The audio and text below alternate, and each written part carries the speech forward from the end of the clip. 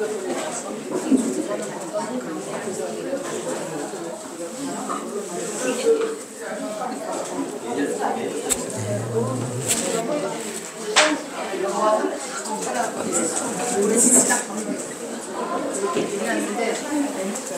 이게 안 되신 것들 다 해놨는데 그거를 이제 확보해줘서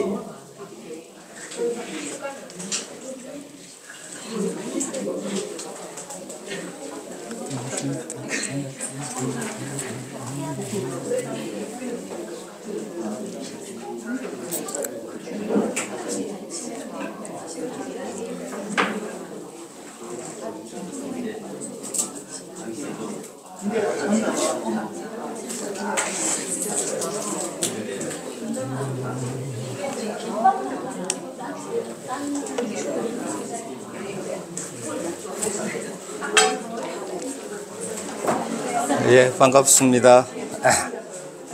나오는 건가? 하나, 둘. 소리가 나오는 거예요? 예. 나오죠? 올렸는데. 하나, 둘. 예. 또 이렇게 토요일 오후 시간에 바쁘고 피곤하실 텐데 또 이 선교에 대한 열정을 가지고 함께 하신 여러분의 삶에 하나님께서 또 큰 은혜로 복으로 채워주실 줄 믿습니다. 우리 찬양 하나 하죠. 찬양하라 내 영혼아, 찬양하라 내 영혼아, 내 속에 있는 것들아 다 찬양하라.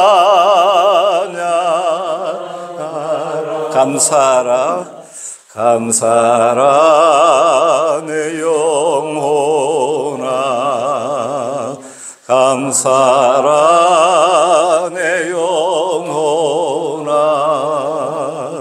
내 속에 있는 것들아 다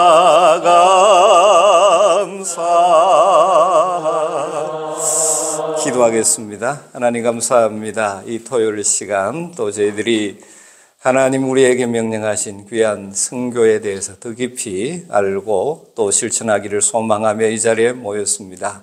우리의 모임 가운데 주 성령님 임재하시고 각자에게 꼭 들어야 될 음성 듣게 하시고 깨달아야 될 진리 깨닫게 하시고, 그래서 각자의 삶에서 그리고 교회에서 하나님 허락하신 현장 속에서 선교적 삶으로 하나님께 영광을 올려드리게 하여 주시옵소서. 시작합니다. 마칠 때까지 함께 해주실 줄 믿고 감사를 드리며 예수님의 이름으로 기도드리옵나이다. 아멘. 지난 주일에 이동관 목사님이 아주 강의를 재미있게 했다 그러는데 제가 부담이 많이 됩니다. 저는 재미가 없습니다. 네, 우리가 지금 계속 공부하고 있는 미션 퍼스펙티브 책들이 굉장히 두껍죠, 그죠?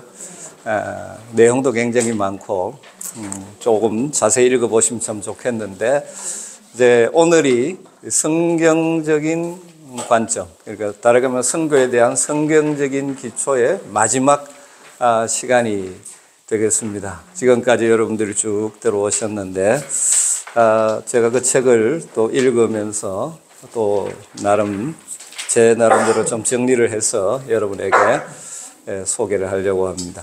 우리가 선교를 늘 추구하고 힘쓰고 하는 이유는 하나님의 말씀이 우리에게 그것을 명하셨기 때문이죠.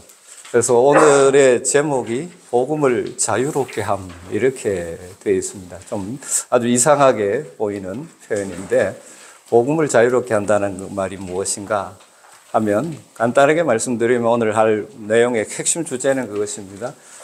복음, 우리 주님이 땅끝까지 증인이 되는 삶을 살라고 했는데 이 복음이 확산되고 퍼져나가는데 방해되고 가로막고 그것을 복음이 자유롭게 흘러가지 못하도록 하는 요소들이 참 많이 있다는 것입니다.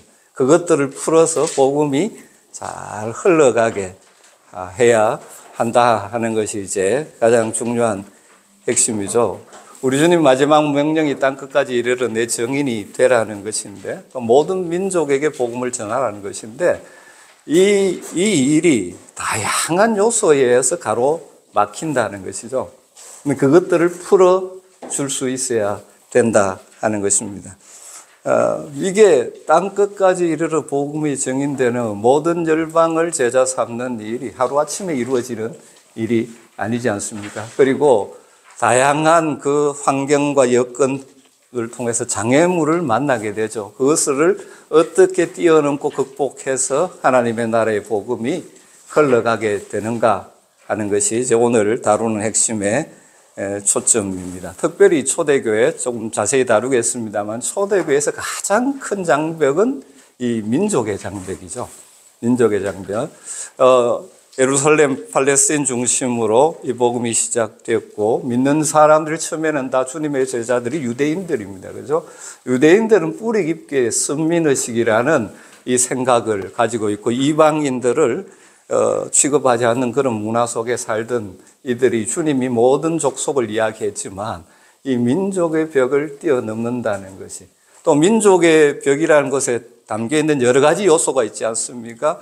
특별히 중요한 것은 문화와 삶의 관습들 이런 것들을 뛰어넘는다는 게 참 쉽지 않죠. 그런데 사도행전의 이 복음 증거의 역사를 보면 하나님께서 일하시고 그 하나님의 뜻을 깨달은 우리 인간들의 그 제자들의 순종의 반응을 통하여 이 일들이 이루어져 가는 것이죠. 중간중간에 여러 가지 장애들이 요소들을 우리가 쭉 만나게 되는데 그것들을 하나님의 역사로 또 그것을 깨달은 믿음의 사람들의 반응을 통하여 그것을 하나하나 깨트리면서 복음이 자유롭게 흘러가게 되고 확산되어져 가는 역사를 보게 되는 것이죠. 그래서 늘 장벽을 뛰어넘게 하시는 하나님의 역사와 그 일에 순종으로 반응하는 사람들을 통하여 오늘날도 복음은 흘러가게 되는 것입니다. 이 시대 교회도 마찬가지입니다. 사실 교회 안에 진짜 복음이 자유롭게 흘러가게 하는 것을 오히려 방해하는 요소들이 교회 안에 많이 있습니다.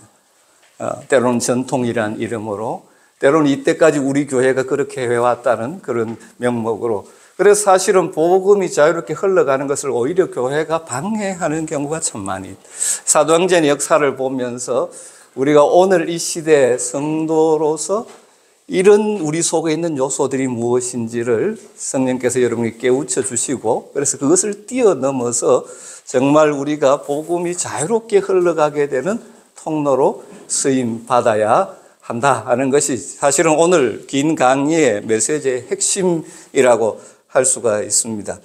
우리가 위 교회에서 중요하게 여기는 이 교회의 전통, 문화, 관습 가운데 본질적인 것이 아닌 게 참 많이 있습니다. 그런데 그것이 오히려 정말 본질을 놓치게 만들어서 이 하나님의 나라의 확산을 가로막게 되는 경우가 참 많죠. 교회가 역사가 깊을수록 전통이 깊을수록 오히려 그런 게 쌓일 수가 있습니다. 장점이 있는 반면에 단점이 있죠. 옛날에는 요즘 많이 바뀌었습니다만 목회자에게 처음 부임해 가면 얼마 동안은 그 교회에 있는 거 하나도 바꾸지 마라 그렇게 이야기합니다. 왜냐하면 그거 바꾸다가 비본질적인 것인데 좀 효과를 가져오려고 바꾸다가 갈등이 생겨서 아예 목회가 어려워지는 경우가 참 많이 생겨요. 그 말은 그만큼 교회 안에 복음을 자유롭게 하지 못할 요소들이 우리 문화나 우리의 이 뿌리 속에서 존재할 수 있다는 것입니다. 이 예루살렘의 역사도 그리고 초대교회 역사도 아주 이것이 강했죠. 그런데 하나님께서 그것들을 어떻게 풀어가시는가 하는 것을 보면서 우리가 이 시대 하나님의 사람으로서 정말 우리에게 준 이 생명의 복음이 확산되어지고 우리를 통하여 하나님 나라가 퍼져가는 것에 오히려 방해가 되지 않고 오히려 그것을 자유롭게 흘러갈 수 있는 통로가 되는 것이 중요하다는 것이죠. 그런 측면에서 참 중요한 것 하나가 오늘 이제 핵심이 그것입니다. 이 자유롭게 함으로 번역한 단어가 고삐를 풀고 물길을 열어서 온천하 복음이 마음껏 흐르게 하라는 것입니다. 그런데 여기에 왜 이런 이야기가 나오냐면 여러 가지 율법적이고 비본질적인 제한과 전통에 묶여있는 복음이 유대인과 이스라엘이라는 경계를 벗어나 이방인들과 온 세계 모든 족속으로 흘러가도록 해야 되는데 이 그런 장애들을 있는데 이것을 풀어야 된다는 거죠. 그래서 사도행전 역사가 보면 한편 보면 그 장벽들을 풀어 헤쳐서 복음이 흘러가게 하는 역사라고 볼 수가 있죠. 그러면 일을 할 때 굉장히 중요한 것은 뭐냐면 첫 번째로 중요한 것은 큰 그림, 비전을 놓치지 않는 것입니다. 우리 주님이 주신 큰 그림, 큰 비전, 이것을 놓치지 않고 붙들고 있어야만 우리가 복음을 자유롭게 하는데 다른 복음이 흘러가서 곳곳에 하나님의 나라가 확산되는 통로가 될 수가 있는 것이죠.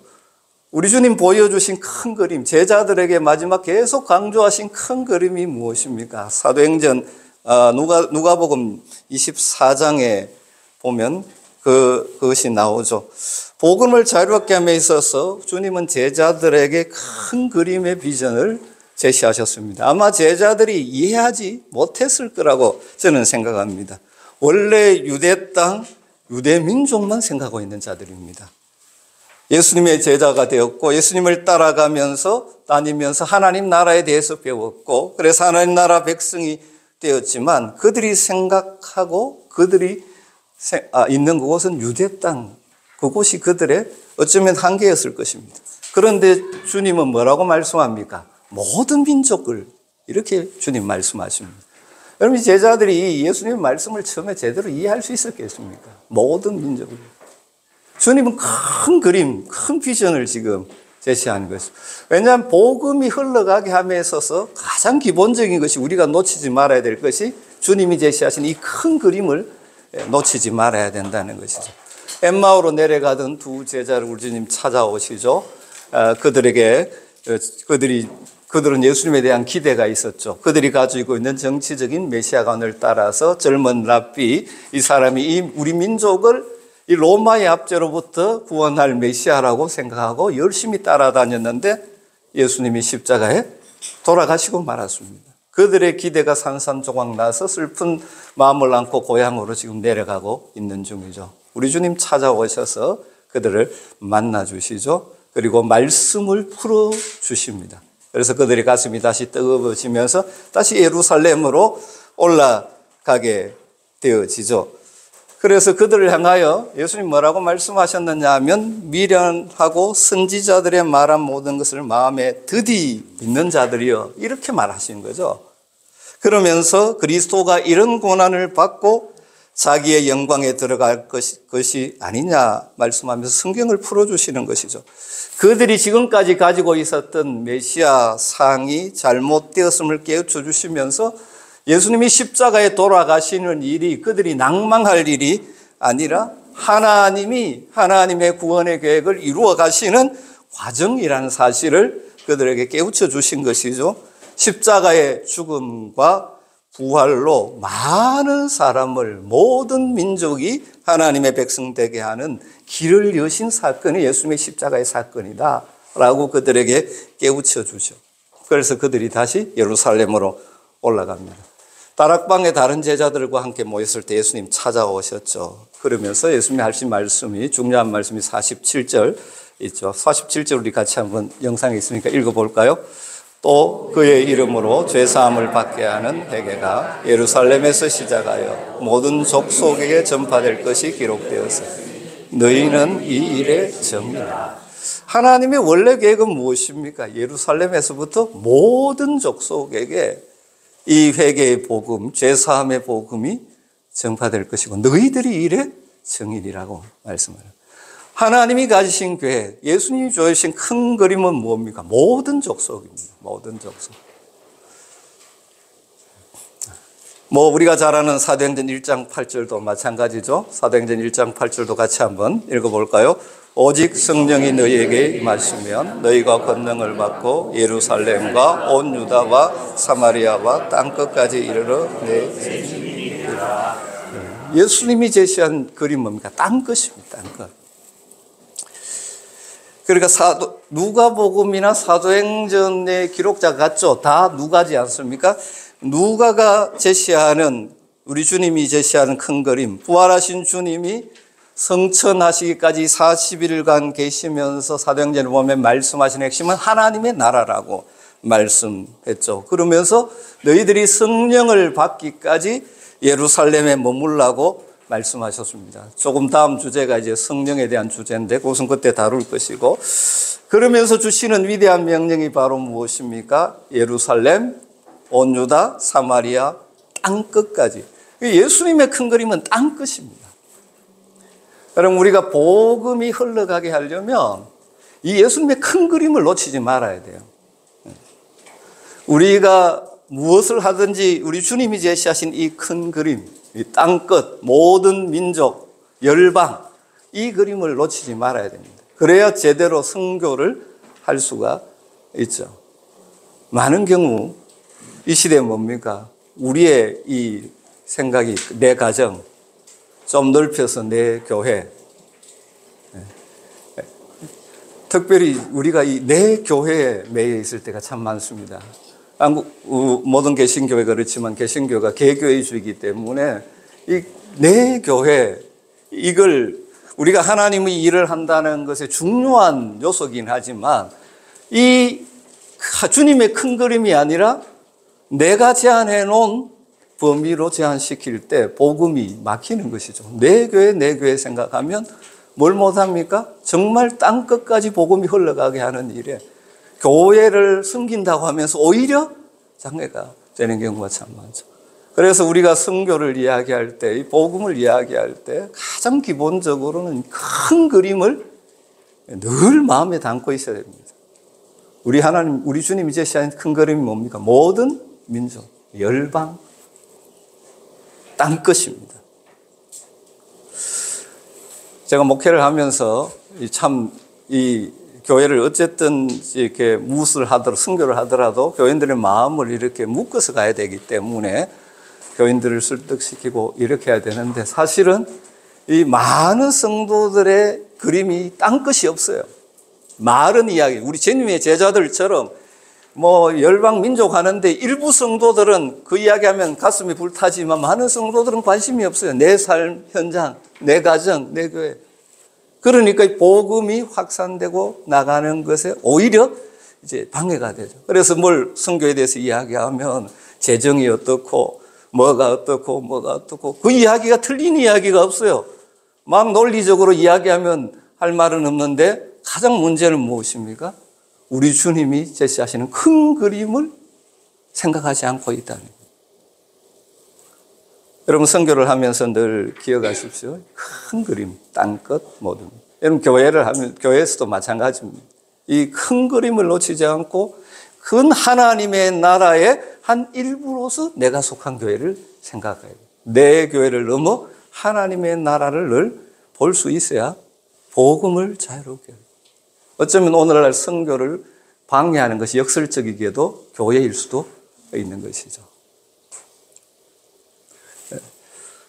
저는 초창기에 선교지를 방문하면서 제가 느낀 아주 큰 감동이 있습니다. 처음 청년들 데리고 필리핀을 가서 그 선교지를 돌아보면서 이건 내가 자주 좀 선교지를 나가야 되겠다. 그런 생각을 했었습니다. 그런데 실제 그게 잘 안 되는 게 현실이에요. 왜 그러냐 하면 여기서 목회를 하면 사실은 복음의 핵심보다는 엉뚱한 다른 곳에 에너지를 많이 쏟아야 됩니다. 여러분 교회에서 여러분 논의되고 갈등하는 거 보면 정말 복음이나 하나님의 나라 이것하고 상관없는 자존심 문제, 내 주장 맞나 틀리느냐 뭐 논리적으로 이야기해서 맞는 소리지만 그래서 선교 현장에 가보면서 순수하게 정말 복음 열정을 위해서 다른 제한 없이 막 활동하는 것을 볼 때 내 이 목회 현장에서 여러 가지 뭐라 그럴까요? 중요하지 않은 일로 인하여 고민하고 힘들어하는 것들을 이렇게 내려놓을 수 있는 계기가 되기 때문에 그래서 현장을 자주 가고 싶었는데 이게 또 마음대로 되지 않으니까. 예. 여러분 목회자도 마찬가지입니다. 주님 큰 그림 이야기, 뭐 열방 이야기 하는데 현재 나는 뭐밖에 못 생각, 내 교회밖에 생각 못할 때가 참 많아요. 이러니까 복음이 흘러감이. 그래서 여러분들이 이제 선교적 삶을 살아야 되고, 여러분이 훈련 후에 뭐 다양한 방식으로 살고 교회에서도 영향력을 미칠 때 늘 기억해야 될 것은 큰 그림을 잊지 말아야 된다. 그래야만 복음을 흘러보내는 통로가 되고 복음에 오히려 장애가 되지 않을 수 있다. 그래서 늘 내 틀을 깨뜨리고 주님의 제시하신 큰 그림을 보기 위해서 힘써야 되는 것이죠. 우리 교회라는 틀을 깨뜨리고 큰 하나님 나라를 볼 수 있어야 되는 것이죠. 그래서 복음을 자유롭게 함, 복음이 마음껏 확산되게 하면서 중요한 첫 번째가 큰 그림. 큰 그림의 핵심은 무엇입니까? 모든 민족, 땅끝. 그런데 이 복음의 확산의 과정에 보면 사도행전의 역사가 그 다음 바로 등장하는 것이 무엇입니까? 하나님께서 열방 모든 민족을 이야기하는데 사실 제자들은 듣지만 이걸 사실은 잘 모르고 있는 것이죠. 그때 우리 주님께서 뭘 보내십니까? 성령을 보내시죠. 그죠? 그래서 뭡니까? 예수님이 제자들에게 큰 그림, 모든 족속에게 복음이 전파되어야 한다는 것을 보여주면서 그 다음 하시는 말씀이 성령의 강림을 기다리라는 것입니다. 이 큰 그림을 이루는 복음을 자유롭게 함에 있어서 아주 중요한 요소가 성령의 충만, 성령의 임재죠. 누가복음 24장 29절에 볼지어다 내가 내 아버지께서 약속하신 것을 너희에게 보내리니 너희는 위로부터 능력으로 입혀질 때까지 이 성에 머물라 하시니라. 주님이 보여주신 이 큰 그림, 땅끝은 단시간에 이루어지는 것 아니고요. 사람의 지혜와 힘으로 이루어지는 것이 아니기 때문에 그래서 이 일에 우선적으로 필요한 것이 무엇이라는 것입니까? 성령의 능력을 덧입는 것. 다르게 표현하면 성령으로 충만해지는 것. 이것이 아버지 하나님께서 약속하신 것이고 그래서 그 약속하신 성령의 강림을 기다리라고 말씀하시는 것이죠. 하나님은 약속하신 바를 반드시 이루시는 분이기 때문에 하나님을 신뢰하면서 성령의 강림을 기다리라는 것이죠. 누가가 사도행전에서도 사실 반복하고 있죠. 40일 우리 주님 이 땅에 성천하기 전에 계시면서 하나님 나라 이야기를 말씀하셨습니다. 그러면서 누가복음 24장 말씀을 또다시 반복하죠. 사도행전 1장 4절 5절에 보면 사도와 함께 모이사 그들에게 분부하여 이르시되 그 다음 같이 읽어볼까요? 예루살렘을 떠나지 말고 내게서 들은 바 아버지께서 약속하신 것을 기다리라. 요한은 물로 세례를 베풀었으나 너희는 몇 날이 못되어 성령으로 세례를 받으리라. 큰 그림, 모든 민족에게 복음을 흘려보내는 일을 하려면 여러분 뭐 해야 될 것 같습니까? 예루살렘을 떠나야 될 것 같은데 예수님께서는 떠나지 말고 어떻게 하라고요?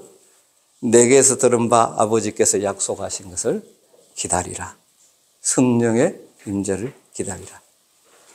그래서 이 하나님이 주신 이 큰 그림을 이룰 수 있는 것은 인간의 지혜와 능력에서 나오는 것이 아니라 성령의 충만함을 입어야 가능한 일이다. 그래서 아까 읽었듯이 오직 성령이 너희에게 임하시면 너희가 권능을 받고 예루살렘과 온 유대와 사마리아와 땅끝까지 이르러 내 증인이 되리라. 그러니까 주님의 성령의 임재와 주님의 큰 그림, 이것은 불과 분의 관계죠. 성령의 능력이 없이는 큰 그림, 이것이 이루어질 수가 없는 것입니다. 여러분 마찬가지죠. 이 시대도 주님 주신 세계복음화의 비전, 이것은 성령으로 충만한, 성령의 인도함을 받는, 성령의 감동을 받고 성령의 능력을 덧입은 사람들을 통하여 이루어져 가고 있는 것이죠. 그래서 이제 우리는 늘 이 세계를 품은 그리스도인이 돼야 되죠. 그런데 그러려면 우리가 성령의 관점으로 성령의 인도하심에 이 끌림 받는 자가 될 때 이것이 가능한 것입니다. 여러분 교회에서도 마찬가지죠. 선교 뭐 여러 가지 이런 일을 하려면 누가 그 일을 감당합니까? 성령의 감동으로 열정이 불타는 사람들은 할 수 있습니다. 그런데 그렇지 않는 사람들은 성령의 지배를 받지 않고 육신의 지배, 자기 생각, 자기 논리, 자기 주장의 지배를 받는 사람들은 돈 계산하고 뭐 따지고 못하는 거죠. 아니에요. 여러분 하나님의 선교의 역사, 복음의 역사는 하나님의 능력, 성령의 능력으로 이루어지는 역사인데 내가 할 수 있는 그것만 계산해서 한다고 했으면 이룰 수가 없는 것이죠. 그래서 여러분이 늘 추구해야 되는 것이 무엇입니까? 성령으로 충만해지는 것입니다. 교회가 선교적 사명을 제대로 감당하려면 성령으로 충만한 교회가 되어야 되는 것이죠. 약속하신 대로 오순절날 성령 강림이 임했고, 사실 사도행전 역사는 바로 제자들이 성령의 능력으로 담대하게 복음을 전하면서 모든 벽을 뛰어넘어 복음을 흘러가게 하는 도구가 된 것이죠. 여러분 잘 아시지만 우리가 그렇다면 성령의 능력을 덧입으려면 우리가 해야 될 일이 무엇인가요? 제자들은 약속하신 성령을 기다리는 제자들이 한 일이 무엇입니까? 기도하는 일입니다. 더불어 마음을 같이하여 오로지 기도에 힘쓴 일입니다. 성령의 역사와 우리의 기도는 밀접하게 연결되어서 성경에 계속 반복되어져 나오고 있죠. 복음서에서도 구하라 찾아라 두드리라 뭐 기도하고 그다음에 뭡니까 생선을 구한 그게 뱀을 주겠느냐 뭐 쭉 이렇게 말씀하시면서 하나님께서 우리에게 선한 것을 주신다고 약속하죠. 그런데 누가복음에 보면 그게 뭐죠? 성령. 여러분 우리가 주님의 큰 그림, 선교적 삶을 추구하기 한 데서 가장 먼저 해야 될 일은 기도하는 일이고 기도를 통하여 성령의 충만함을 입는 것이죠. 선교는 다시 말하자면 우리의 힘과 지혜로 하는 일이 아닙니다. 성령의 능력으로. 그래서 교회도 마찬가지입니다. 특별히 이제 여러분들이 교회에 영향력 있는 위치에 있다면 기본적으로 큰 그림 늘 기억하셔야 됩니다. 열방, 모든 민족. 우리 교회만을 위해서 주님이 죽으신 것이 아니다. 주님의 뜻은 열방이라 늘 기억하고 또 한 가지는 그러기 위해서 늘 성령으로 충만. 교회에서 육신이 충만한 자가 리더십에 서면 그 교회는 선교적 일을 감당 못합니다. 특별히 여러분뿐만 아니라 여러분 교회의 리더십이 성령으로 충만하도록 많이 기도하셔야 됩니다. 그럼 교회적인 선교가 가능해집니다. 여러분 이전에 두려움에 떨던 사도들과 성도들이 오순절 성령 강림 이후에 성령으로 충만해져서 담대하게 복음을 전하기 시작하죠. 그러면서 이제 이 큰 그림이 이루어지기 시작합니다. 여러분 베드로의 설교를 들은 사람들이 대상이 누군지 아십니까? 사도행전 2장에 사도행전에 베드로의 설교를 들은 대상이 아주 놀랍게도 곳곳에서 온 이방인이 아니죠. 유대인들이죠. 유대인들이 디아스포라 돼서 다 흩어져 살았는데 6월절을 맞이해서 6월절 절기를 지키기 위해서 예루살렘에 올라와 있다가 베드로의 설교를 듣게 되죠. 그런데 그 사람들이 어디 출신인지 쭉 보면 참 재미있습니다. 바데인, 메데인, 엘람인, 메소포타미아인. 이건 지금 페르시아, 바벨론 지역, 지금 말하면 이란, 그쪽 지역에 흩어져 있는 사람. 그 다음에 또는 갑바도기아, 본도, 아시아, 부르기아, 밤빌리아. 이건 지금 현재 터키 지역에 거기서 온 유대인들. 그 다음 애굽 구레네, 리비아. 이건 북아프리카 지역. 그러니까 여러분, 여기서부터 지금 하나님은 뭘 이루어가고 있습니까? 큰 그림을 이미 이루어가고 있는 것이죠. 그러니까 사도들의 복음의 전도가, 복음 전거가 훨씬 더 효과적으로 갈 수 있었던 이유가 무엇입니까? 이들이 예루살렘에서 베드로의 설교를 통하여 부활의 복음을 들은 자들이 그 지역에 존재하고 있었기 때문이기도 하죠. 그러니까 하나님은 이미 이 큰 그림을 이루어가고 있는, 사도들은 사실은 알지 못하지만 하나님은 역사해 가고 계시는 것이죠. 그래서 이 큰 그림은 다르게 말하면 복음을 자유롭게 해서 복음이 확산되게 하는 일은 성령의 충만함이 필수적이다. 사도행전의 이 역사를 통해서 우리에게 주시는 것이죠. 그 다음 또 한 가지는 이 일은 교회를 통하여 하나님이 이루어 가시는 거죠. 그래서 베드로의 설교 위에 많은 사람들이 돌아오게 되고 예루살렘 교회가 세워지는데, 예루살렘 교회가 사실은 모든 민족을 위한 교회가 되는 것이죠. 성령으로 충만해진 제자들을 통하여 이루어진 것이 무엇입니까? 교회 공동체가 생긴 것입니다. 이건 하나님의 큰 그림을 이루어감에 있어서 하나님의 방법은 지상에 교회들을 세우시고 교회들을 사용하신다 하는 것이죠.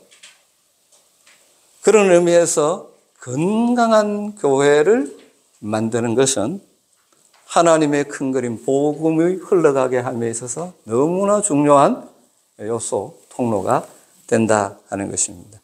예루살렘 교회가 모든 민족을 위한 교회다운 교회죠. 그래서 성령 충만한 예루살렘 교회의 특징을 보편적으로 한 4가지로 이렇게 정리할 수 있죠. 첫 번째가 이 교회를 사도적 교회라고 부릅니다. 이 말은 예수님과 사도들의 가르침에 순종하는 교회였다는 것입니다.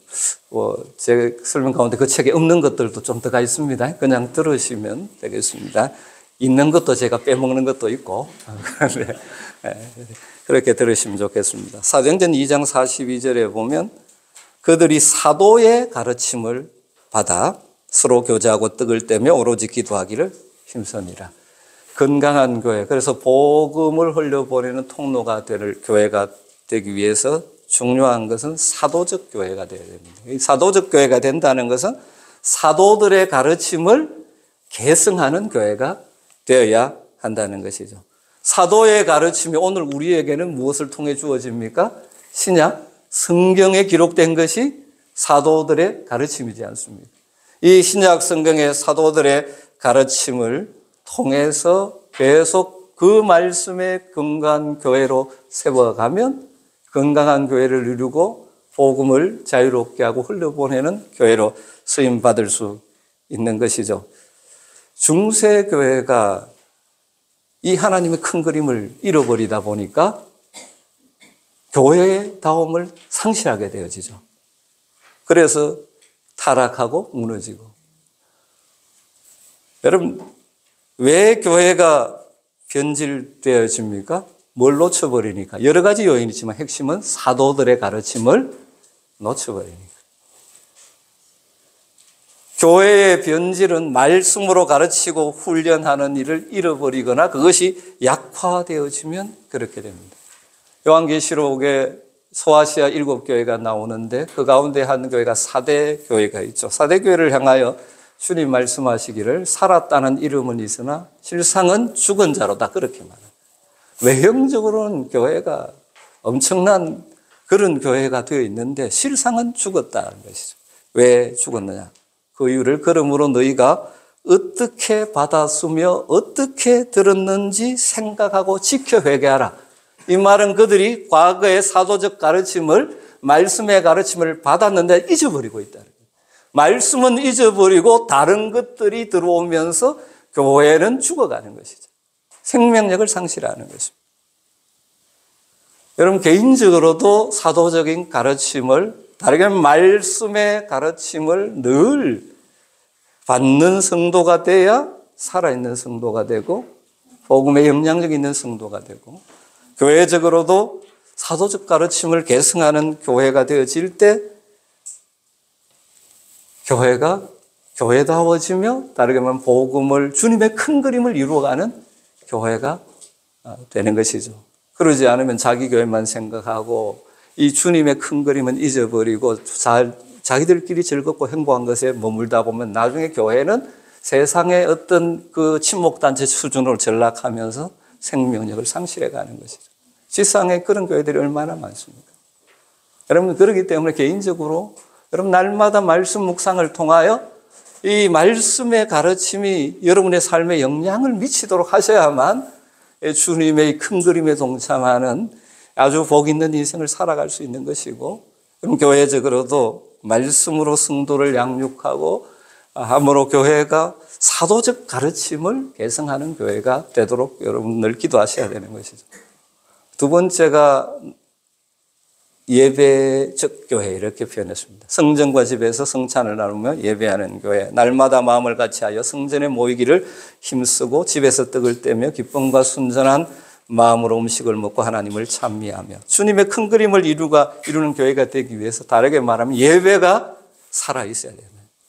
예배를 통하여 성도들이 은혜를 받고 예배의 감격을 누리고 예배를 통하여 삶이 변화되고 회복되는 역사들이 일어나야 되는 것이죠. 초대교회는 성전과 집에서 모여서 함께, 요즘식으로 하면 대그룹 예배와 소그룹 예배가 함께 이루어지는 예배가 살아있는 교회.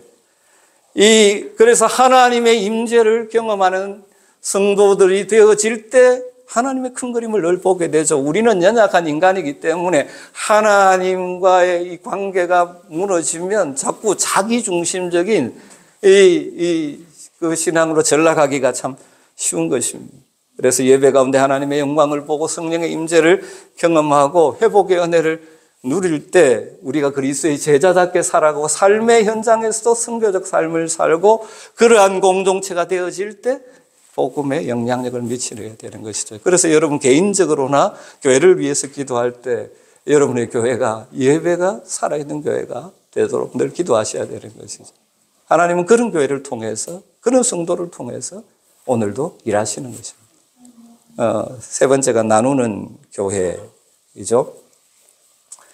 교제 가운데 사랑하고 돌보고 나누는 교회. 이걸 이제 헬라어로 코이노니아 공동체, 삶의 나눔의 공동체죠. 44절에 믿는 사람이 다 함께해서 모든 물건을 서로 통용하고 또 재산과 소유를 팔아 각 사람의 필요를 따라 나누어 주고, 이 사랑의 나눔이 코이노니아가 있는 교회. 하나님의 일은 성도들의 희생과 나눔을 통해서 이루어집니다. 타락한 죄성을 가지고 있는 우리 인생들은 나누기를 싫어하죠. 받기를 원하죠. 그러나 성령의 다스림을 받는 자들은 진정으로 이 코이노니아의 삶을 살아갈 수 있는 것이죠. 선교도 그렇게 이루어지지 않습니까? 성도들의 물질의 나눔과 기도의 나눔을 통해 이루어지는 것이죠. 그리고 예루살렘 교회에 하나님께서 예루살렘 교회를 통해서 역사하시는데 하나가 결론 마지막에 선교적 교회죠. 지속적으로 복음 전도에 힘쓰는 교회. 그래서 주께서 구원받는 사람들을 날마다 다하게 하시고 하나님의 큰 그림을 이루어 가시는데 그 큰 그림을 제시하고 그다음 성령의 충만함을 말씀하시고 그다음 교회를 통하여 하나님께서 건강한 교회를 통하여 이 복음이 확산되게 해 가신다 하는 것을 우리가 보게 되어지죠. 그다음 사도행전의 역사를 보게 되어지면 이 박해가 다가옵니다. 어쩌면 하나님의 큰 그림, 이 모든 열방을 향한 복음이 흘러가게 하는 것을 방해하는 것이 박해일 것처럼 보이는데 사실은 박해는 힘은 들지만 이 복음이 흘러가는 것을 실제로는 방해하지 못한다 하는 것이 사도행전에서 보여주고 있는 중요한 내용이죠. 이 박해 때문에 결과적으로 어떻게 됩니까? 이들이 흩어지게 되고 흩어지다 보니까 복음이 이방인에게 가는 거예요. 그 전까지는 그들이 유대인들에게만, 복음은 유대인들에게만, 주님은 모든 족속 이야기했는데 여전히 그들은 뭡니까? 유대인들만 생각하고 있었는데 박해를 통하여 뭐가 이루어집니까? 흩어지고 벽을 넘어서 이방인에게 복음이 전해지는 이 큰 그림이 이루어져가는 하나님의 통로가 되는 것이죠. 복음 전거에는 항상 박해가 따르지 않습니까? 사도들이 복음을 전가할 때 예루살렘 종교 지도자들의 강력한 박해가 있었죠. 그런데 그 박해가 언뜻 보면 복음 전거를 가로막을 것 같지만 사도행전의 역사를 보면 결코 가로막지 못하죠. 오히려 하나님의 큰 그림인 복음이 모든 민족에게 전해지는 과정이 되는 것을 보게 됩니다. 스데반의 순교에 이어서 강력한 박해가 예루살렘 교회 성도들에게 임하게 되었죠. 그때 이제 8장 4절에 그 흩어진 사람들이 두루 다니며 복음의 말씀을 전할세. 이렇게. 박해가 뭡니까? 큰 그림을 이루어가는 통로가 되고 있는 것이죠. 그다음 빌립 집사 이야기가 나오죠. 어디에서 복음을 전합니까? 사마리아에 가서 복음을 전합니다. 지금 뭐가 이루어집니까? 유대인과 사마리아의 벽이 무너지기 시작했다는 거예요. 그래서 사도행전에 뭡니까? 예루살렘과 온 유대와 사마리아. 이 빌립을 통하여 이게 무너져 가는 것이죠. 그 다음 빌립이 또 어디 에티오피아 내시를 만나 광야로 가잖아요. 그 일을 통하여 결국 뭐가 이루어집니까? 에티오피아, 북아프리카 지역으로 오고.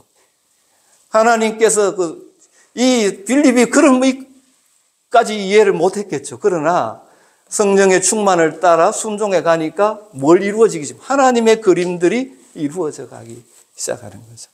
어떻게 보면 결정적인 사건 또 하나가 뭡니까? 사도 사울의 회심이죠. 박해하러 가던 그가 부활하신 주님을 만나면서 특별히 하나님께서 바울을 이방인의 사도로 세우면서 하나님의 큰 그림, 본격적으로 이 큰 그림을 이루는 도구로 사도를 부르신 것이죠. 여러분 계속 강조하지만 하나님의 역사와 인간의 반응, 순종의 반응을 통해서 또 하나의 이 벽을 넘게 되는 중요한 사건이 고넬료 사건이죠. 여러분 이 사실 주님은 모든 민족을 이야기하는데 이 유대인들인 그들 입장에서 모든 민족, 유대인의 벽을 넘는다는 것은 거의 불가능한 일입니다. 그래서 하나님께서 특별하게 초대교회 지도자인 베드로 가운데 역사하시는 것이죠. 베드로가 욥바에 있을 때 하나님께서 뭘 합니까? 환상 가운데 도자기 위에 그런 구약 율법에 따라 먹지 못하는 것들을 내려보면서 먹어라, 잡아먹어라. 내가 못 먹습니다. 이 세 번이나 보여주시죠. 왜냐하면 이런 초자연이 하나님 역사가 없다면 베드로가 고넬료가 부를 때 갈 수 있겠습니까? 안 가죠.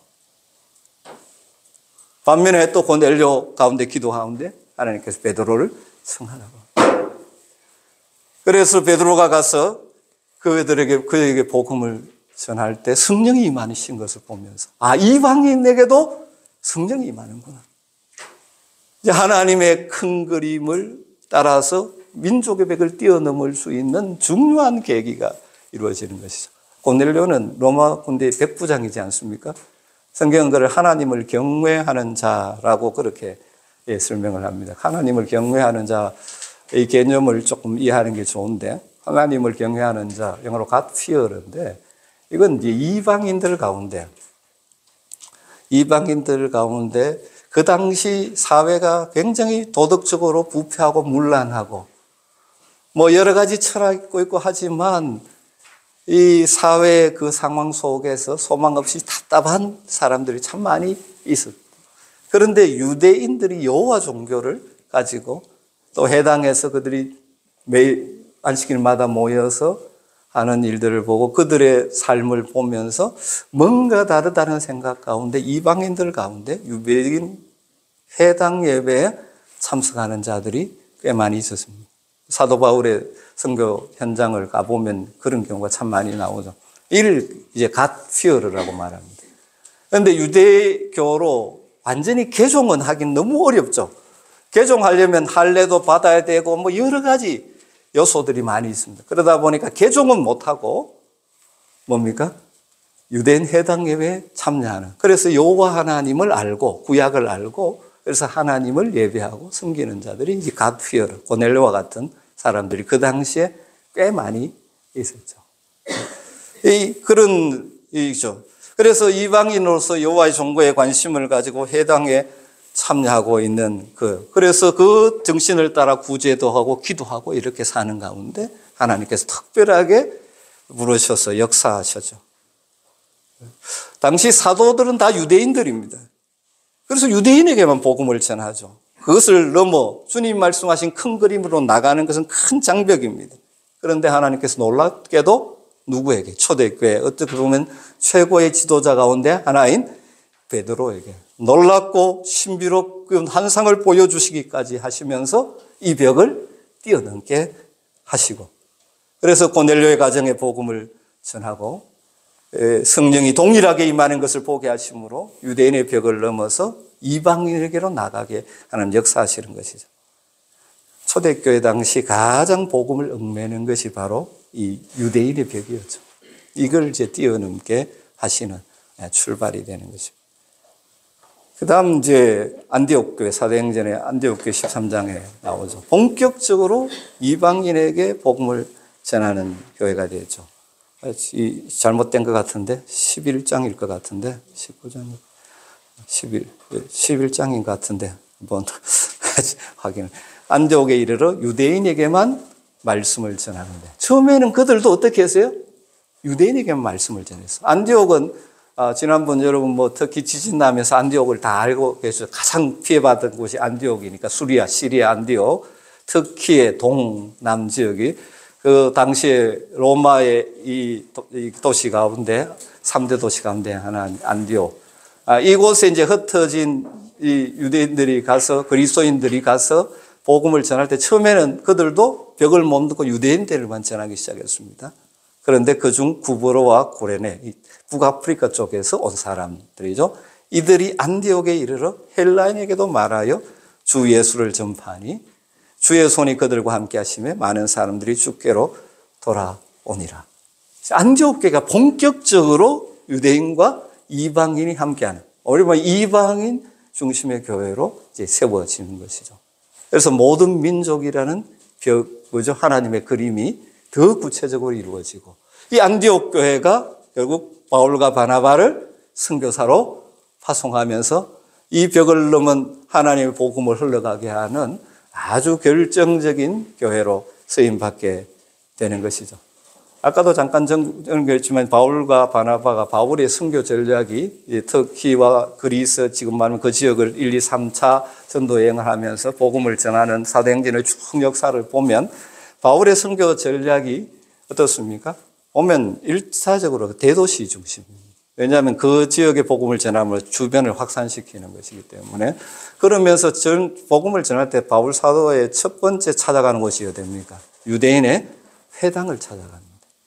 회당에 가면 두 부류의 사람이 있죠. 유대인들이 있고 아까도 이야기했던 가피오르들. 이방인인데 회당 예배에 참여하는 자들이 있습니다.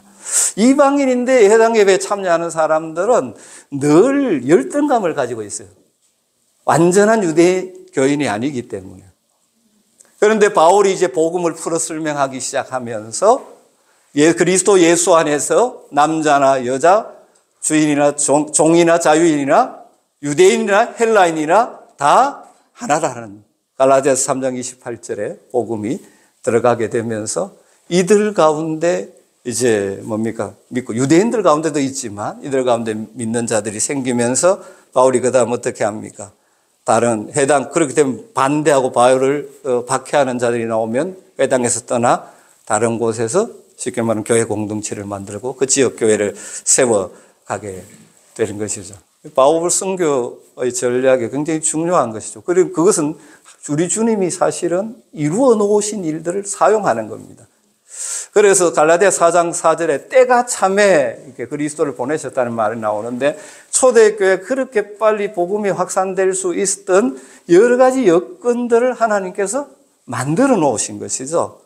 대표적인 것이 모든 길은 로마로, 로마가 길을 잘 닦아나지 않습니다. 지금도 이제 그리스 지역에 가면 에그나티아라는 길이 과거에 바울이 다니던 길 중심으로 있거든요. 그러니까 지금과는 다르지만 그 당시로서는 이 다니기 쉬운 길이 준비되어졌죠. 또 하나가 뭘 하나님 준비해 놓으신지 아십니까? 언어를 준비해 놓으셨어요. 헬라가 다 그 지역을 지배함으로써 각 지역마다 헬라어를 사용해요. 그걸 이제 코이네 헬라어라고 하는데 상용 헬라어라고 그러는데, 그래서 이 언어가 요즘 선교사님들이 제일 힘든 게 뭡니까? 언어가 힘든데, 그 바울 당시는 바울이 뭡니까? 디아스포라 유대인이죠. 히브리어와 그 다음 헬라어를 하고 그 다음에 대부분의 사람들이 같은 언어를 알아들을 수 있는 사람. 거기다 디아스포라 된 유대인들이, 구약을 알고 있는 유대인들이 곳곳 도시에 있죠. 바울은 먼저 가면 유대 회당에 들어가는 거죠. 구약을 회당 예배 가운데 구약 그 때에 따라서 말씀을 읽고 나면 누가 말할 사람 없느냐 나가서 그 구약의 말씀은 바로 신약 예수 그리스도를 통하여 이루어졌다라고 복음을 전하기 시작합니다. 그래서 회당, 유대인 공동체인 회당에 들어가서 설교한 내용을 이제 사도행전에는 그냥 짧게 나오는데 하나의 예로 아주 길게 나온 것이 사도행전 13장의 비시디아 안디옥에서의 설교를 길게 적고 있습니다. 그게 유대인 회당에서 유대인과 갓피어러들이 있는 헬라인들에게 복음을 전하는 내용이고, 생판 이제 아테네 같은 경우에는 회당이 없는 경우에는 이방인들에게는 창조주 하나님부터 말씀을 시작하면서 복음을 전하기 시작합니다. 어쨌든 바울이 그 당시 그 열려진 하나님의 그 통로를 사용하셔서, 또 이 바울은 그런 의미에서 이제 선교에서 중요한 것이 접촉점이라는 것인데, 어디를 가든지 접촉점을 가지고 이제 복음이 전해지기 시작해야 되는 것이죠. 이렇게 이제 본격적인 큰 그림이 안디옥 교회와 바울의 선교단을 통해서 이제 이루어져 가는 것이죠. 그런데 어떻게 보면 오늘 공부의 가장 핵심과 같은 것이, 그럼에도 불구하고 여전히 그리스도이기는 한데 유대인 출신 그리스도인들은 바울의 이방인 전도를 아주 싫어하고 반대하고, 그래서 교회 안에 여러 가지 갈등과 논쟁들이 일어났었죠. 그 문제가 다르게 말하면 복음이 자유롭게 흘러가는 것을 오히려 방해하고 있는 그 일들이 무너지고 깨어진 것이 사도행전 15장에 나오는 예루살렘 공의회 사건이죠. 예루살렘 총회. 이 복음을 자유롭게 하는 데 있어서 결정적인 사건입니다. 이 예루살렘 총회로 모일 수밖에 없었던 것은 유대주의자기보다는 유대 그리스도인들, 예수 그리스도를 믿는데 여전히 율법을 지키는 유대인들. 바울이 이방인에게 복음을 전하는, 할례도 필요 없고 율법도 필요 없다고 전하는 바울의 이 복음, 오직 예수 그리스도를 전하는 바울의 복음에 대해서 이게 잘못되었다라고 하면서 안디옥 교회에서부터 다툼과 갈등이 생겼죠. 이 일을 해결하기 위해서 주 50년에 예루살렘의 교회 지도자들이 다 함께 모여 공의회가 열리게 되어집니다. 유대 출신 신자들, 바리새파 신자들, 그래서 이방인들에게도 할례, 모세 율법, 유대인의 관습을 여전히 지켜야 온전한 구원에 있다라고 그들은 강조하는 것이죠. 예수 믿어 구원받는 거 맞다. 그런데 온전한 그리스도인이 되려면 플러스 율법, 할례, 이 갈라디아에서 심각한 문제가 있다. 그런 문제들이죠. 이게 이제 유대 그리스도인들의 주장입니다.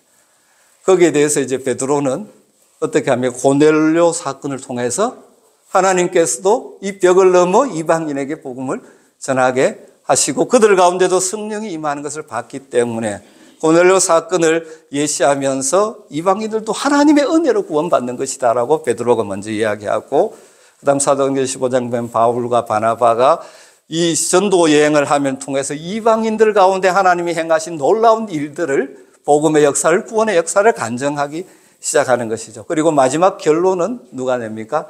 야고보가 이제 결론을 내리죠. 하나님께로 돌아온 이방 그리스도인들을 괴롭게 하지 말라. 그렇게 이제 이야기하면서 다만 우상에 들어온 것과 음행과 목매어 죽인 것과 피를 멀리하라. 이렇게 하면서 이 문제를 이제 해결하게 되는 것이죠. 다르게 말하면 이 사건의 핵심은 뭡니까? 유대인이라는 문화와 틀 속에서 기독교 복음이 오히려 방해가 되는 일들이 일어났고, 하나님의 놀라운 은혜와 사도들의 지혜로 이 문제를 뛰어넘어서 복음이 자유롭게 문화를 넘어 민족을 넘어 흘러가게 되었다 하는 사건이죠. 그래서 이 사건이 주는 중요한 교훈은 무엇인가 하면, 우리가 정말 하나님의 큰 그림, 열방의 복음을 전가한 이 큰 그림에 순종하기 위해서는 순수한 복음과 문화적인 요소를 잘 구별할 수 있어야 된다. 다르게 말하면 복음의 순수성, 변할 수 없는 것, 변해서는 안 되는 것과 이 복음을 담는 다양한 그릇, 이것이 효과적이기 위해서 기동성이라고 여기는 표현했는데, 변할 수 있는 것, 복음의 진수와 문화적인 요소를 구분하는 것이 굉장히 중요하다는 것이죠. 이방인들이 그리스도를 따르기 위해서 문화적으로 유대인 같이 될 필요가 없다 하는 것입니다. 그래서 이제 열방을 향한 가로막는 중요한 요소인 이 유대교라는 이 틀, 문화, 이것을 예루살렘 공회가 깨트림으로 복음이 자유롭게 흘러가게 되었다. 이게 이 시대에 우리에게 주는 중요한 메시지들도 있죠. 우리는 우리의 전통이나 우리의 이 생활 방식과 정말 복음 진리를 구별할 수 있어야 된다는 것입니다. 그러니까 복음의 진리는 결코 포기할 수 없지만 그 외적인 다양한 요소들은 얼마든지 상황을 따라 우리가 바꿀 수 있어야만 복음이 자유롭게 흘러갈 수 있다 하는 것이죠. 모든 민족, 열방의 문화권 자체가 다양하잖아요. 그 다양한 문화권 속에서 그리스도의 복음이 온전히 전해지기 위해서는 복음에 변할 수 없는 부분은 붙들어야 되지만 다른 요소가 그것을 방해해서는 안 된다. 그러니까 우리 한국 기독교가 미국식 기독교 굉장히 크고, 또 한국식 기독교 선교사님들이 가서 그곳에 가서 한국식 교회를 만든. 그게 잘 적응이 될 수도 있지만 문화권이 다른 곳에서 오히려 그것 때문에 장애가 되는 경우가 참 많이 있죠. 이 말은 복음의 본질은 변하지 않지만 복음을 입고 있는 문화는 언제든지 변할 수 있는 것이고 변해야 된다. 그래야만 복음을 자유롭게 흘려보낼 수 있다. 이 초대교회 같은 상황이 문제는 다르지만 계속해서 교회 역사 속에서 반복되어지고 있습니다. 여러분, 그래서 잘 한번 생각해 봐요. 내가 지금 하고 있는 이 방식은 그냥 복음의 핵심인가 아니면 그냥 복음을 담고 있는 그릇인가. 그래서 내가 포기하지 않고 붙들어야 될 것은 무엇이고 상황에 따라서 얼마든지 바꾸어야만 전도나 복음의 확장을 위해서 유리한 것은 무엇인가를 구별할 수 있는 게 굉장히 필요한 것이죠.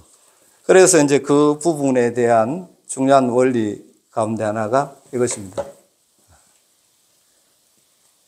같이 되라, 그대로 지내라. 같이 되어야 될 것은 같이 되어야 되고, 그냥 그대로, 원래의 것을 그대로 지내도 되는 것은 그대로 지내. 이 원리가 굉장히 중요합니다. 복음을 자유롭게 하기 위해서 다르게 말하면 본질적인 것과 비본질적인 것, 문화적인 것을 잘 구별하는 것이 필요하다. 예를 들어 무슬림 선교를 간다면 일단 몸에 선교하기 위해서 복음의 본질과 관계없는 것은 그들과 같이 되어줘야 시작되어집니다. 그들의 문화에 동참해야 하는 것이죠. 그러지 않고 거기 가서도 한국 선교는 한국식 삶을 고집하면 안 돼. 그리고 그들에게 그것을 강요하면 복음에 오히려 장애가 되는 것이죠. 이 일에 바울이 모범이죠. 고린도전서 9장 10절, 19절부터 22절을 보면 좀 글자가 작죠. 네. 같이 한번 읽어볼까요? 내가 모든 사람에게서 자유로우나 스스로 모든 사람의 종이 된 것은 더 많은 사람을 얻고자 합니다. 유대인들에게는 내가 유대인과 같이 된 것은 유대인을 얻고자 합니다. 율법 아래 있는 자들에게는 율법 아래 있는 된 것은 율법 아래 있는 자들을 얻고자 합니다. 율법 없는 자에게는 율법 없는 자같이 된 것은 율법 없는 자들을 얻고자 합니다. 약한 자들에게 내가 약한 자와 같이 된 것은 약한 자들을 얻고자 하며 내가 여러 사람에게 여러 모습이 된 것은 아무쪼록 몇 사람이라도 구원하고자 하니. 여러분, 그래서 이 같이 돼야 될 부분, 복음의 본질이 아닌 부분에 성교적 삶을 살 때 그들과 같이 되어야 돼요. 그것은 같이 되는 것이 성교의 기본 중에 기본이죠. 또 이걸 뒤집어서 또 생각할 필요가 있습니다. 성교 대상자들에게 우리와 같이 되라고 해야 되는 부분이 있습니다. 그건 뭔가 복음의 본질에 해당되는 거예요. 그런데 그것 아닌 것을 같이 되라고 요구하는 것은 오히려 복음의 확산을 방해할 수 있는 것이죠. 또 같이 되라. 그 다음 두 번째는 그대로 지내라.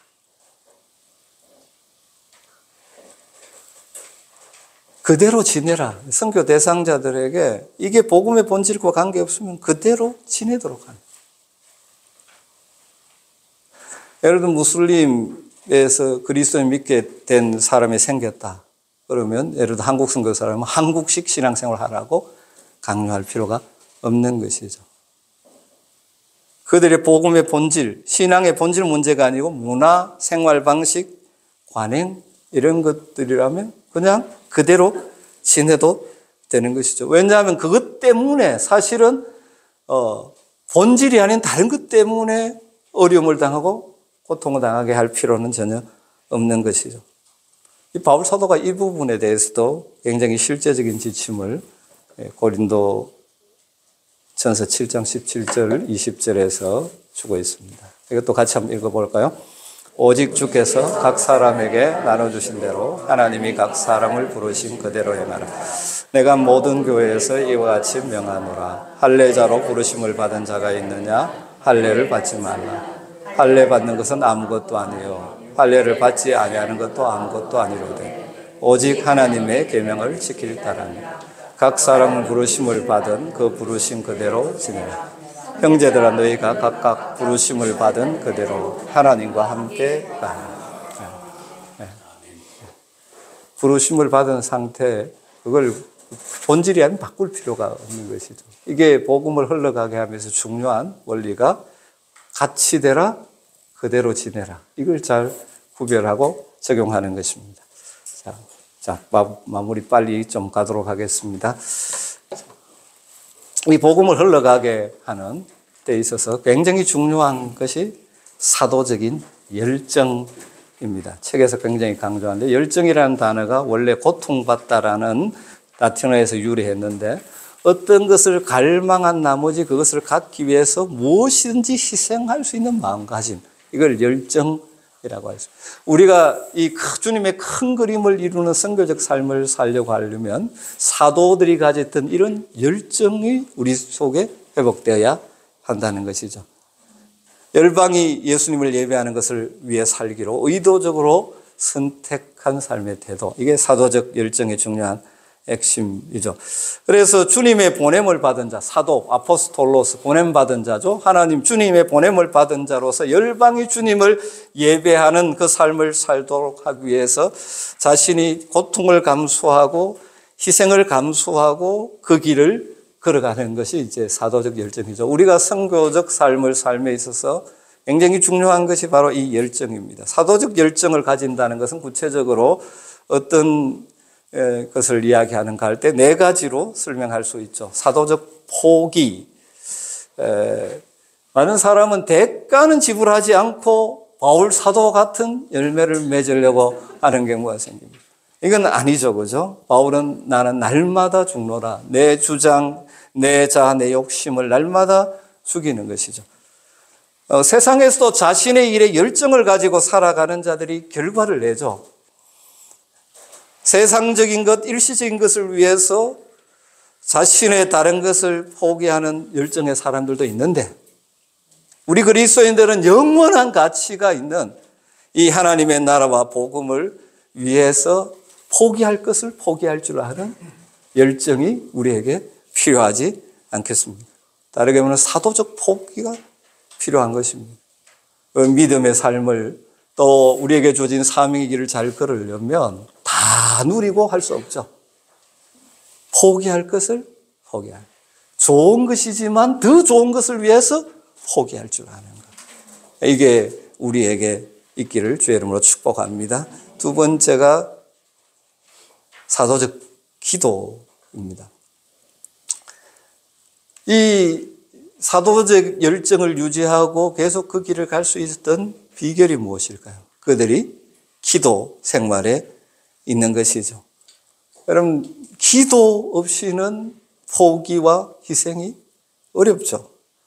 선교 현장, 우리가 복음을 전하는 일은 강력한 영적인 전투 현장인데 기도의 무기로 무장하지 않고는 이겨낼 수 없는 것이죠. 그래서 바울 사도는 때로는 밤낮으로 눈물로 쉬지 않고 감사함으로 성령 안에서 끊임없이 담대하게 하나님의 뜻대로 기도했다라고 그런 고백하고 있죠.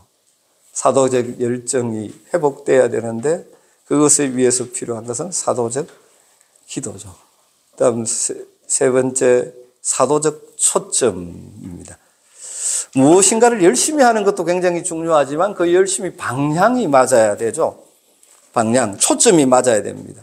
무엇에 초점을 맞추어야 하는가?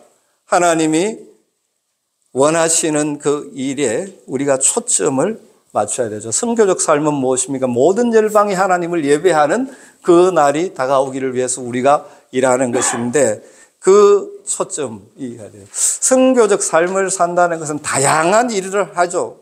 구제도 하고 교회 개척도 하고 건물도 짓고 여러 가지 사역을 하지만 놓치지 말아야 될 것이 열방이 그들이 하나님을 예배하는 일. 이 초점을 놓치면 그냥 NGO 단체로 전락할 수밖에 없는 것이죠.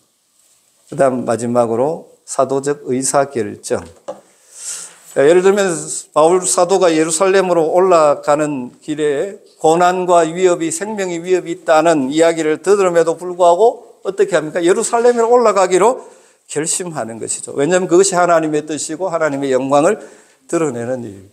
때로는 힘든 일이라도 하더라도 하나님이 영광 받으시고 하나님의 뜻이 이루어지는 일이라면 두려워하지 않고 하는 그런 결정. 그러니까 사도적 포기, 사도적 초점, 사도적 기도, 사도적 의사 결정을 할 때 우리도 사도와 같은 열정을 가지고 하나님의 구원 역사에 쓰임받게 된다는 것이죠. 마지막 한 가지만 간단하게 하고 마무리하도록 하십시다.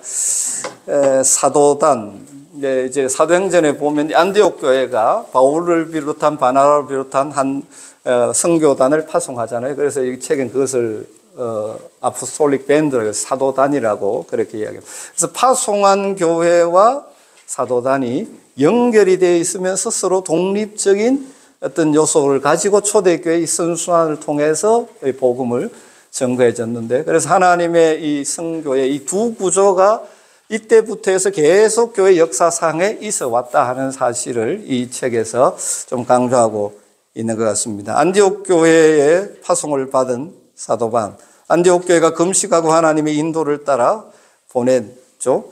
그래서 보내는 교회와 보냄받은 사도단 사이에 그런 이 관계가 우리가 오늘 이 시대 교회의 이 하나님 구속 선교의 중요한 두 구조를 형성한다는 것이죠. 그걸 이제 하나는 모달리티, 소달리티라고 이야기를 이제 하고 있습니다. 뭐 이건 쭉 책에 있으니까 참고하시면서 결론적으로 이만 이야기를 좀 하겠습니다. 이 책에 있으니까 한번 쭉 보시면 좋겠습니다. 이 모달리티와 소달리티, 그러니까 쉽게 말하면 교회와 화성교회와 파송받은 선교단이 이 조화를 이루어야 되죠. 예수님을 만나 1차적으로 헌신하고 결단하고 양육받은 그리스도인의 공동체, 이게 이제 모달리티라고 할 수 있죠. 이게 이 가운데 선교적 부름을 받고 헌신을 결단하는 사람들이 선교사가 되고 선교단체에 가입해서 선교사 일을 합니다. 그래서 이들이 이제 소달리티라고 되죠. 훨씬 더 좀 자유롭게 선교를 하죠.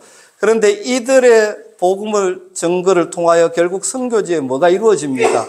처음에는 가정교회를 비롯한 또 다른 이 교회가 형성되어지면서 이게 또 다른 모달리티 공동체가 생기죠. 또 이 가운데 그 다음 뭐가 이루어질까요? 다시 이 양육받고 헌신하고 도전받은 사람들이 또 나가서 이 선교단을 형성하는 이런 선순환이 잘 이루어질 때 이제 선교 역사가 아름답게 이루어져 가는 것이죠. 그래서 이 바울의 사도단 이 소달리티 같은 경우는 안디옥 교회 파송한 모달리티로부터 보냄을 받았지만 사역의 자율성과 권위가 그쪽에 부여되어 있죠. 보고는 하지만 주된 결정은 스스로 그들이 하는 것이죠. 이게 파송교회와 파송된 선교사의 이 관계가 이게 잘 적용될 때 지속적인 효과적인 교회가 될 수 있는 것입니다. 종종 교회와 선교사 간의 갈등이 생기는 것은 이 건강한 관계가 무너져서 그럴 때가 참 많이 있죠. 교회가 지나치게 선교사들의 자율권을 축소시키고 모든 걸 교회에 보고해서 결정하게 하면 거기에서 활발하게 이루어질 수가 없습니다. 그 선교 현장에서는 직접 바로 결정해서 이루어져야 되는데 그걸 보고해서 이런 식으로 해가지고는 안 되죠. 종종 교회가 선교를 하면서 이 소달리티, 선교단의 이 자율성 권위를 너무 약화시킴으로 선교가 활성화되지 못하는 경우가 생기고 또 이게 지나쳐서 독립적 나는 하나님의 파송받았다 하면서 파송교회와의 관계를 건강하게 만들지 못하면 결국은 장기적으로는 무너지게 되는 것이죠. 이 관계가 잘 이루어지는 것을 이제 바울의 이 사도단을 통해서 좀 우리에게 보여주고 있다. 그렇게 이야기할 수 있겠습니다. 자, 정리하도록 하겠습니다. 이 복음을 자유롭게 하라 하는 것이 오늘 주어입니다. 사도행전의 말씀을 가지고 쭉 정리했습니다. 첫 번째 중요한 것이 뭡니까? 큰 그림, 모든 민족, 열방. 이 하나님의 큰 그림을 이루기 위해서는 성령의 임재, 그리고 하나님은 그 일을 건강한 교회를 통해서 이루어가기 때문에 건강한 교회를 세우는 것. 박해는 결코 하나님의 복음의 장애가 아니라 오히려 하나님의 큰 그림을 확산시키는 도구가 되어서 하나님의 큰 그림 모든 민족이지만 이것을 사실 초대교회 성도들이 뛰어넘기가 너무너무 쉽지 않았지만 하나님의 역사와 순종하는 그들을 통하여 마지막 예루살렘 공예를 통해서 이것을 뛰어넘어 초대교회가 활발하게 복음을 자유롭게 흘러가게 했다. 그래서 이 시대에 우리가 주의해야 될 것은 정말 같이 되어야 될 것과 그대로 해야 될 것들을 잘 구분하면서 복음을 방해하는 것이나 흘러가게 하는 도구들이 우리 모두가 되고 이 교회가 되어야 하겠다. 그 정도로 오늘 강의를 정리하도록 하겠습니다. 기도하고 마치겠습니다. 하나님 감사합니다. 오늘도 귀한 분들, 귀한 시간 내에 함께 이 선교의 성경적 기초 가운데 복음을 자유롭게 함에 대한 말씀을 함께 나누었습니다. 우리가 이 말씀의 도전을 받고 하나님의 큰 그림을 가슴에 품고 날마다 성령의 충만을 구하며 우리에게 주신 사명 잘 감당해가는 복이 있게 하시고 이들이 섬기는 교회가 선교적인 교회로 든든히 세워지게 하셔서 이 땅에 하나님의 나라가 확산되어지는데 귀하게 쓰임받게 하여 주시옵소서. 감사를 드리며 예수님의 이름으로 기도드리옵나이다. 아멘. 긴 강의 감사합니다.